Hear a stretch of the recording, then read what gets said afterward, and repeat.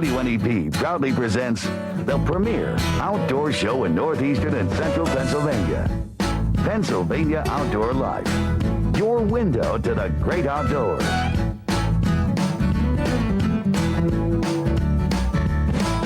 Tonight on Pennsylvania Outdoor Life. Come along as we check in on the trout being stocked for the opening day. And we'll help you keep your bait alive this fishing season. The bait's in the bucket. Pennsylvania Outdoor Life starts right now. Good evening and welcome to Pennsylvania Outdoor Life. I'm Ken Hunter and I'm here with Don Jacobs. Evening. Jake, you know, this warm weather has got me excited about trout fishing. I've been out with my casting rod, doing a little practicing, my spinning rod, my fly rod. I'm ready to go, but the big question that everybody always asks, is the Fish Commission ready for us? Well, I think they are. From what I've seen, I'm pretty impressed with the size and the general health of the fish. We stopped over to the Tylersville Trout Hatchery, met up with the man in charge, Ed Marcinko, and said, Ed, are you ready for the trout season? All the trout are really good this year because of the cold temperatures of the water and that. They're all in excellent condition. And everybody is on their, starting to ship their fish out right now. Tell me what goes through the plan here, the process. Well, fisheries management studies the stream, and they take creel surveys and that to find out how long the fish are holding, how they're being taken out, and then they have a number system where they can allocate so many fish to this stream. So they give the orders to us how many fish they need to stock the stream for every stream that we have, and we know our numbers for the following year. And it all started on March 1st? March 1st. Rainbow trout, brook trout, and brown trout we stock here. The goldens go only in pre-season. Okay. In season, you do not stock any goldens. And they're all up to size. They're all close to a half a pound apiece. Now, the trout that we're going to see stocked over the next couple of weeks, are they the same trout that'll be in season stocking too? Yes, they might be slightly larger in season because once you thin them down, they have room to grow, and they will put on weight then. We don't take spawn here. We do not spawn any fish here. So we get our eggs from another hatchery setting. We hatch the eggs, we put them in the tanks, and start feeding them. As soon as the egg sac leaves the fish, they start to feed. If we don't get the eggs here, we get small fingerling, roughly 1 inch to 2 inches long. We'll have them shipped in, put them in the hatch house, and bring them up to a certain size, and then we move them outside. You're already thinking about next year? Oh yes, we're already planning on moving the little ones out. Now when we empty one raceway, we have to hurry up and plan to move them right out. And the little ones we see in there, when will they be stocked? They'll be stocked 2005. So actually next year? Yeah. Unbelievable. 17 months approximately to get a fish up to 9 to 10 inches. And the process goes on. You keep on going.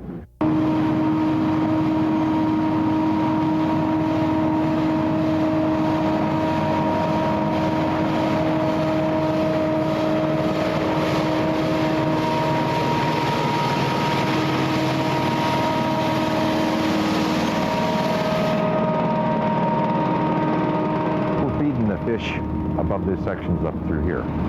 They have to get their 3 feedings in a day. So we wait until the trucks are loaded, then we start the feeder up and start going through. And he puts a certain amount of pounds into each section. We know the number of fish in the pond, we know how much they weigh, we know the total weight of the pond of each 100-foot section. So there's a certain percentage that gets fed into that. So percent of the body weight. This is all a science, really. It's not just an aquarium and you're hoping that it works. No. You have to get as precise as you can. You have it down. What are they feeding them? That's pellet feed, high-protein pellet feed. So you're telling me the best bait to use is, on the opening day is a pellet? That would work very good, I think. How do you know how many trout are going to end up on any given truck? I mean, you're not going to sit there and have a guy counting each one as it goes someplace or goes up a ladder. How do you figure that out? For example, if 1,000 fish at approximately 50 pounds per 100, you need 500 pounds of them on a truck.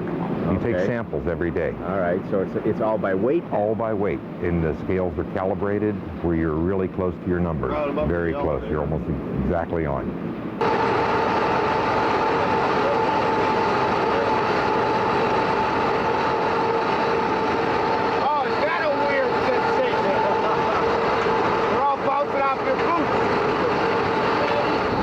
What's the drill here now? that many fish, 356 fish, you need 62 pounds in the 3 compartments. These first 3 only get rainbow. Okay. So we're in the brown trout section, so it's X'd out, so there's no mistakes made. Okay. In the back 3 compartments, so he'll pull it under there and we'll stop him on that 3rd compartment. You know, and the net's right above that little bunghole on the side, that overflow hole, little plug. You stop them, and then you load 62 pounds in. Now just dip right straight towards the stream. Okay, now grab the hook.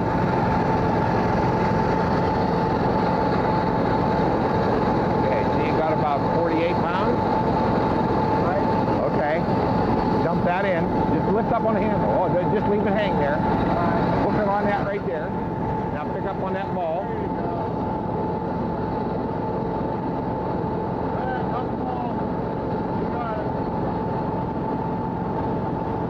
Now 48 off of 62 leaves you 14 pounds. That's all we need in this. Yep. Our hatchery here, we have on site, our stocking allotment is 550,200 for this year. With 500,000 trout. Yeah. Unbelievable.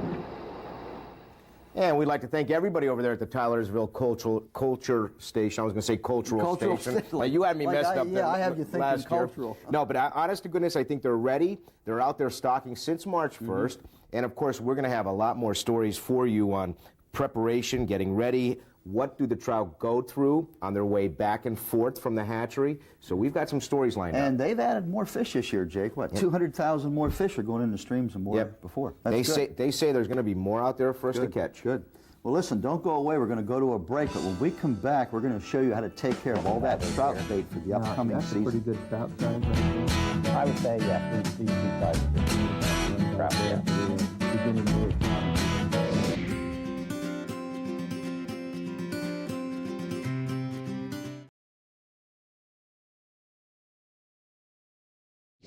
Welcome back to Pennsylvania Outdoor Life. No, we're not jumping the gun. This is not the product demonstration and giveaway section, but this is actually what we'll be giving away a little bit later. We're going to turn our eyes to what bait should you use maybe and how to keep them alive. Right, Jake. This is the time of year, you know, a lot of people have different choices of what they want to use on the first day of trout season. A lot of people like using bait, so what we did was we went to Bass Pro Shop, Terry Waldman over in just north of Williamsport. He's going to show us how to keep bait and how to keep it alive over the duration of the trout season. Let's take a look. My name's Terry Waldman. I own Bass Pro Shop at 2303 Lycoming Creek Road. We're basically a fishing tackle store. We do handle live bait. We also handle guns and ammunition. We do a lot of archery equipment also. Okay. Well, today we're going to be talking about bait. And we're going to start off, I think, with probably the most commonly used bait by a lot of the fishermen, particularly in trout season, and that's going to be minnows. Can you start off, Terry, by telling us a little bit about some of the various items that you can use to keep your minnows in, and tell us a little bit about the difference and so on. Sure. This would be like almost like a wading bucket. This bucket is similar to a strainer, so you can pull it up out when you want to grab minnows. You can just reach down inside, pick the minnows out, set the bucket back down in the water. Another type of bucket is just similar as this one, but it's a plastic bucket. It also has a strainer.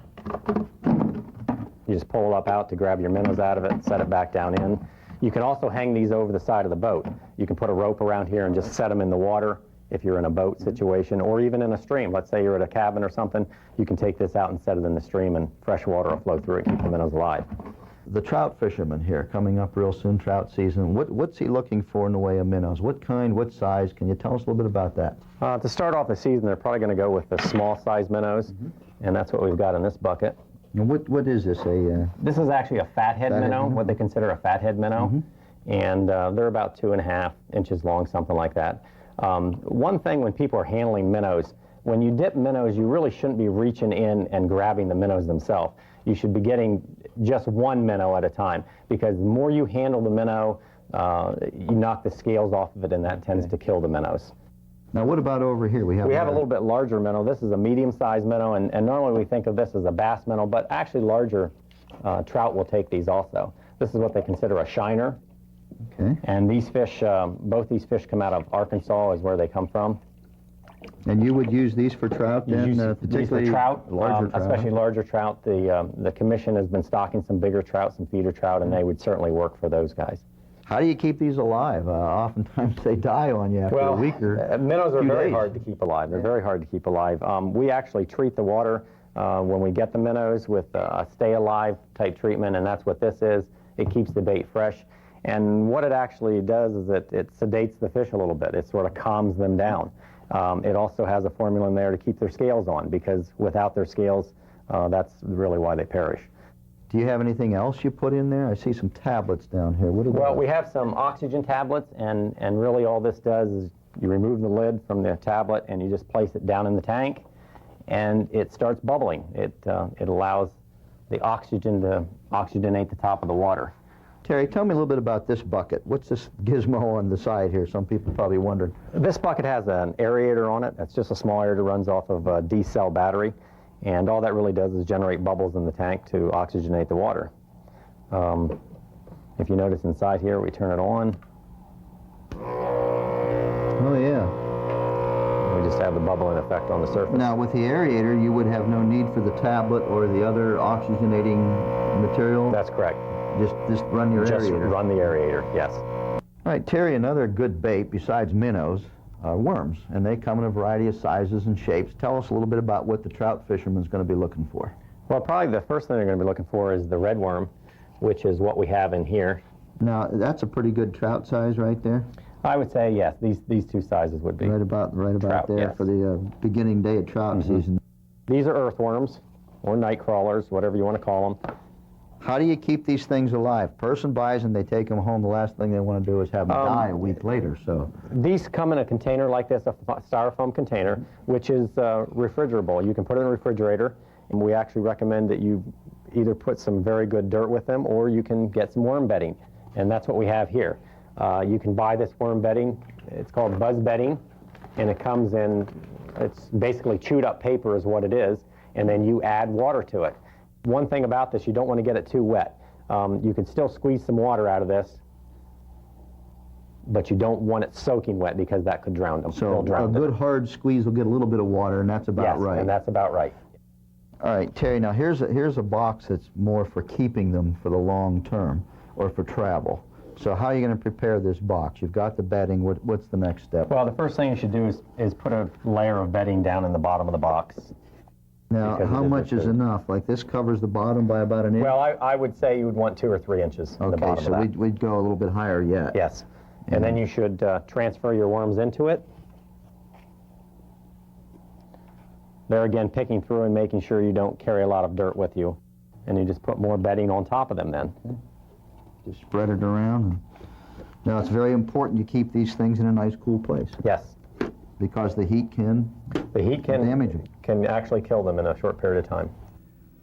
Well, I want to thank Terry over there at Bass Pro for all those tips. That should help you keep your trout bait a whole lot better for this coming trout season. And we will be giving this unit away here later on in the program, Jake. You know what, that was a good story. I have lost thousands and thousands of nightwalkers and worms to the weather. I did not refrigerate them when I should have. Yeah. I definitely did not aerate my minnows. So those are some good words of advice. I've had the same problems. So. Excellent. Well, we're going to take a short break. We just want to remind you as we do that WNEP.com is our homepage, and of course you can find anything about Pennsylvania Outdoor Life and its field staff members on the Pennsylvania Outdoor Life homepage at WNEP.com. We're going to take a short break. We'll be right back.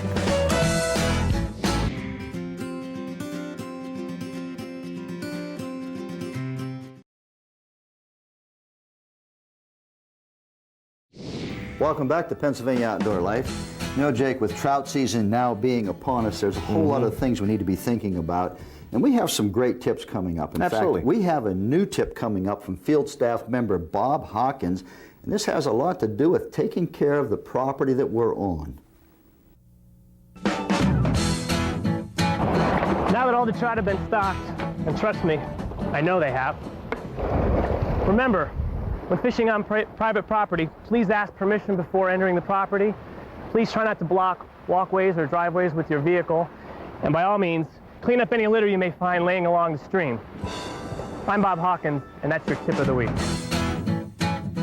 Well, Bob, thanks for that tip. You know, that's a short one, but you know, that's a very important one. Up in the Lake Erie area, one of the biggest problems they're having right now are people who are not respecting the property that they're fishing on in some of those streams. So very important that we do that. And you know what I see a lot of are those bait containers that you had in your story about bait. Somebody will say, you know what's becoming more and more of a sight around the state parks? Those little white floating fish containers. That's right. Or worm containers. Let's go. Pick them up. Yeah. Use your brains. Now, let's head to one of our favorite sections of Pennsylvania Outdoor Life. We call it Pennsylvania People and Places.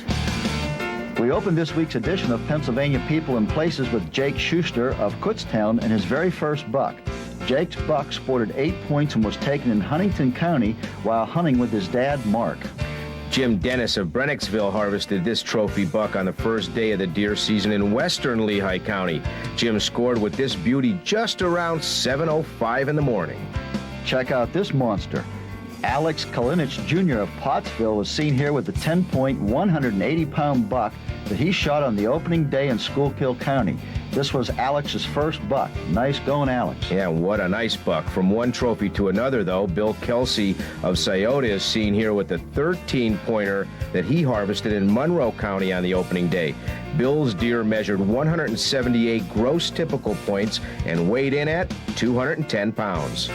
And David Schultz Jr. of Llewellyn took this 10-point, 193-pound buck on the opening day of the rifle season while hunting in Riley Township. David's deer has an inside spread of 18 3/4 inches. That is a nice one. And here's another monster. Bob Jordan of Dallas is seen here with the 8-point buck that he harvested in Beaumont, Wyoming County. Bob's deer had a 17-inch spread and weighed 167 pounds. And Bruce Blanchard of Durham took this 10-point, 171-pound buck last bow season in Bucks County. This is the biggest buck Bruce has ever taken. This deer had a gross score of 133 6/8 inches. All right now, let's change gears a little. Dave Long of Clark Summit took this gobbler on the second Saturday of the spring gobbler season. Dave's bird weighed 22 pounds, sported a 5-inch beard. Nice shooting, Dave. And lastly, sometimes you just feel like a nut. Check out the photo that Adam Straining of LaPorte sent us. It seems that this little chipmunk just can't get enough of a good thing. Thanks for the photo, Adam, and with this we'll close yet another edition of Pennsylvania People and Places. See that last photo? I like that, We have Jake. been criticized for showing only animals that are dead on the back of cars or fish that are on stringers. Beautiful little I photo like from that one of our little viewers. chipmunk. I'm particularly fond I of chipmunks. heard that you had a chipmunk print yourself. I that have you've a been painting doing. of one, And it's so quite I the like popular it. thing, Yes, too. yes, it is. For all those chipmunk That's lovers right, out there. that's right, very Absolutely. popular. Well, we're going to take a short break, but when we come back, we'll have our product demonstration and giveaway.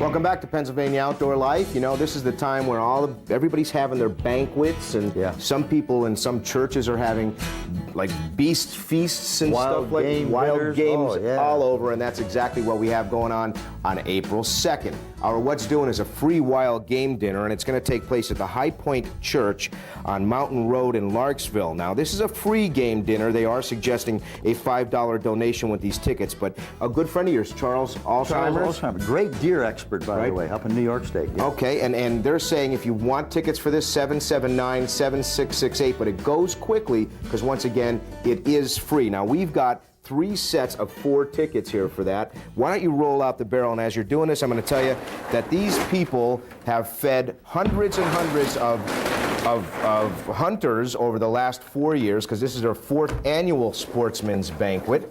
And we will give away these tickets to 4 lucky viewers. This is a great night. I know I've listened to Charles on several occasions talk. He really knows his stuff about deer. And he does, he's an and he excellent photographer. and he brings in a little bit of spiritualism with Yes, it he too, does. and I really enjoy that. I really admire that. Tom McDonald Sr. of Wyalusing, you will receive 4 tickets, and Frank Schmidt of West Hazelton, congratulations, and Edward Public Sr. of Factoryville, you too will receive 4 tickets. Enjoy the 4th Annual Sportsman's Banquet, and this is what I can't wait to see and hear. Great product. Great product here from the folks over at Bass Pro. This is a Frable bait container. Look at the features in this little thing. When you pick up your minnows, Jake, look. You simply pick this out and you can reach in here and easily grab the minnow. You don't have to be rooting all over in there for it. Another nice feature is there's a light here on the side if you happen to be fishing at night.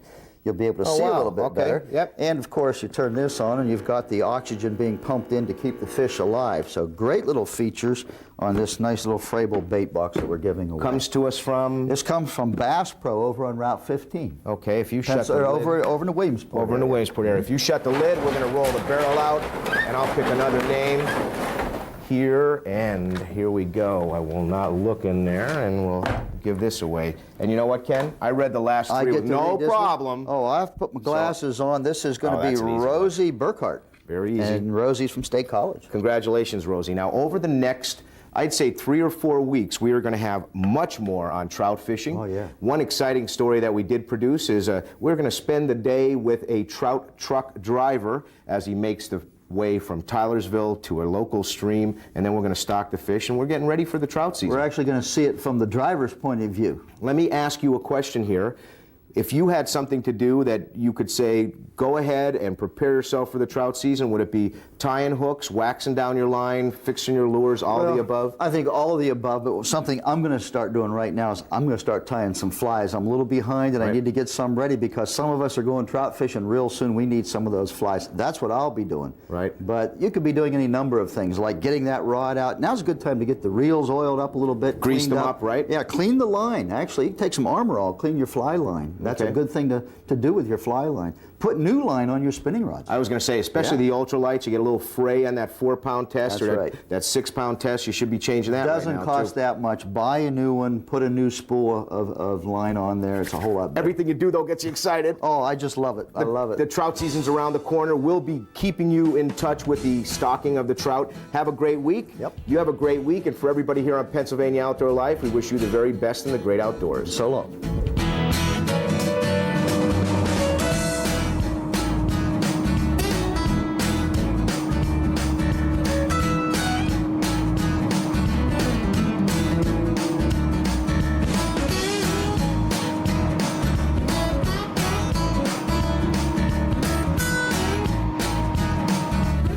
Pennsylvania Outdoor Life is a local presentation of WNEP-TV. We're proud to serve northeastern and central Pennsylvania. Catch the